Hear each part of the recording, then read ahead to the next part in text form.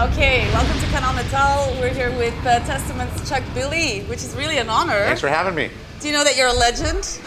Do you feel like a legend? I'm a legend of my own mind. No, I mean, I put in my time for 31 years. We're coming up here on the first release of our first record, so I'm very fortunate and blessed to still get the opportunity to play still and do what I do. So yeah, for sure.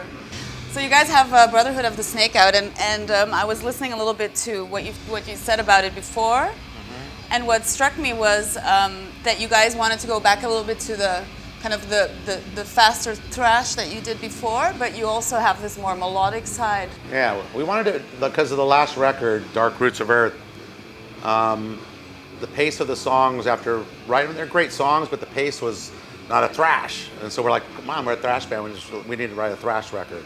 So going into the writing for Brotherhood, we knew that we wanted to kick the tempos up. That was the first goal. So I think we succeeded with that. But also I didn't want to just have something typical, okay, play fast, so sing fast and just do it.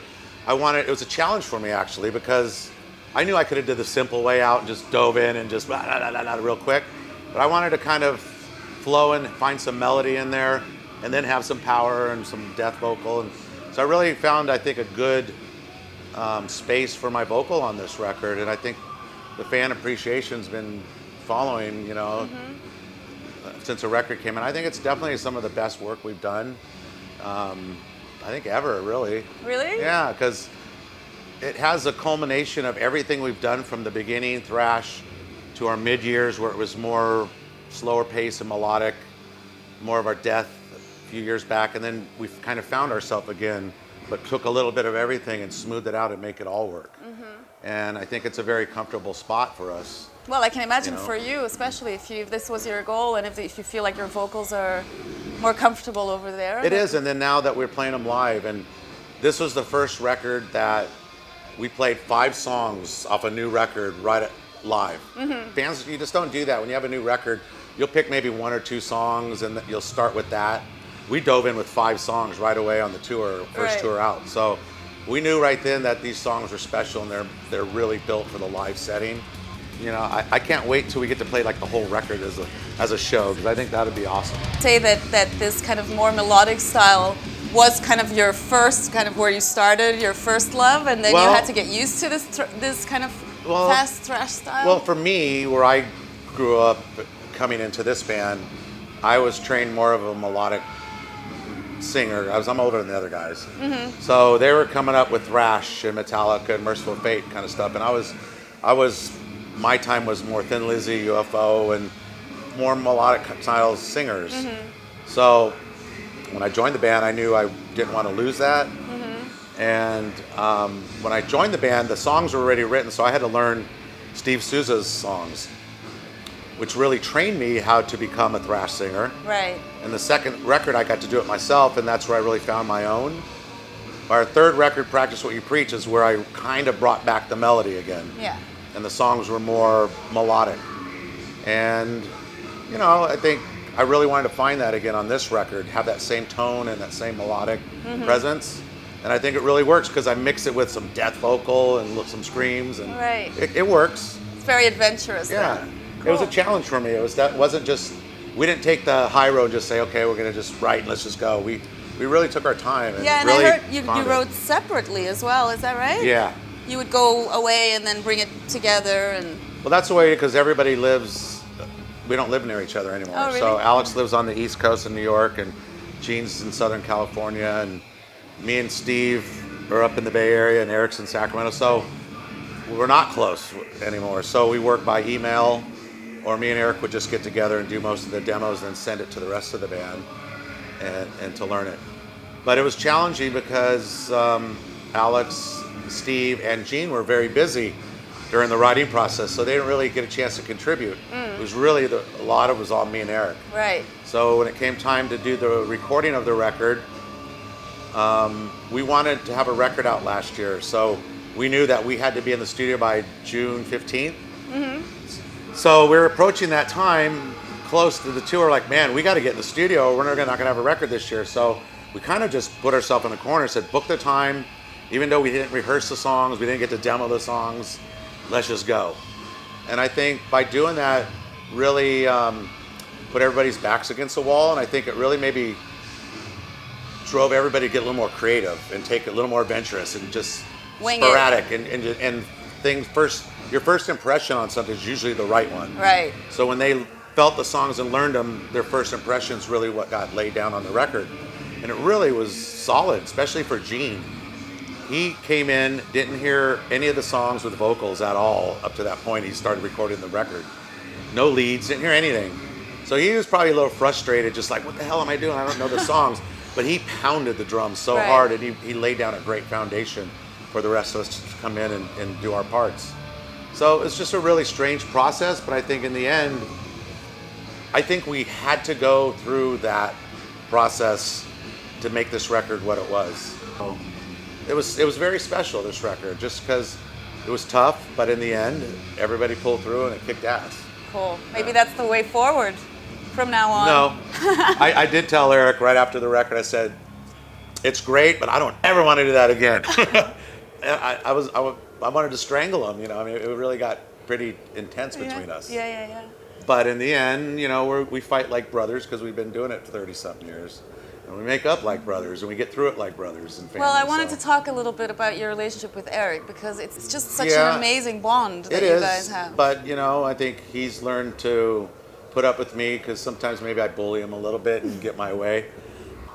It's a special thing. I think Eric is truly the main guy in Testament who keeps Testament sounding like Testament, because he loves his black metal and stuff like that, but he doesn't really push it into the band.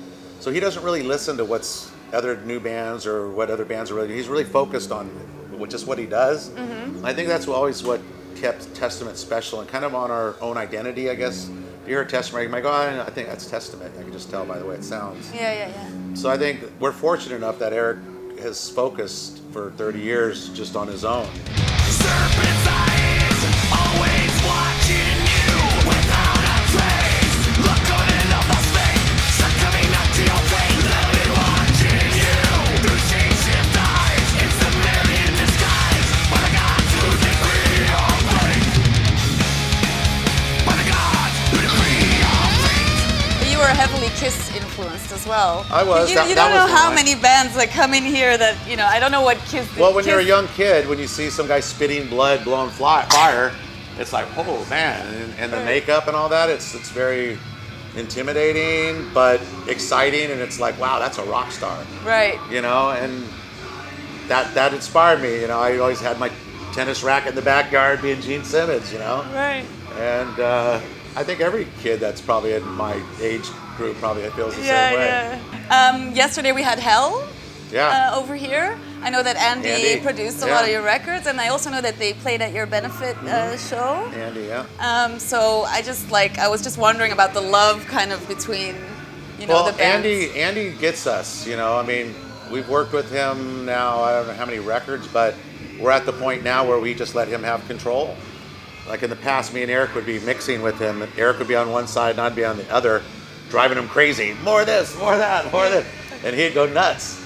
And finally, we just said, you know what? You know us here. Just do it and send it to us. And he just nailed it, you know, on the last couple records. We really didn't have to trip on it too much. It's funny because we were going to try to use another producer for this record. We thought, what if we used the guy who did Metallica or something? Would it sound different? And we thought, you know, maybe we should give it a try. So we did a song with the guy, and it was okay, it was great, but we were like, I don't know. We sent it to Andy. What do you think, Andy? And Andy's He's like, I'm not giving my opinion. No, but he was so cool. He's like, yeah, well, he needs to do this, and he did this. So we took Andy's notes, sent it back to this guy. Try this, try this, try this. Until it got really good, and then we finally said, you know what? We just need to have Andy do it. He's mixing it through us to him. So. Right. And I guess you had enough moving parts on this record. You're like, okay, maybe we have to stick with something that we know, right? Yeah. And Andy came out, and we just have a good working relationship and friendship, you know. So we're fortunate that he feels this way towards us, you know. Yeah. And What he do you always think he of always their fits his time in his schedule all the time. Right. What do you think of him now actually playing with Hell and kind of it's doing great. what he loves? Oh, I think it's great. It's funny to see him up there a little bit, you know, because I know him back when it was in Sabbath and all the bands in the 80s when we were playing. Yeah. But I know him as the producer, so when he started playing again, I was like, okay. And they're pretty theatrical. So, Very. So me and Eric give him crap all the time.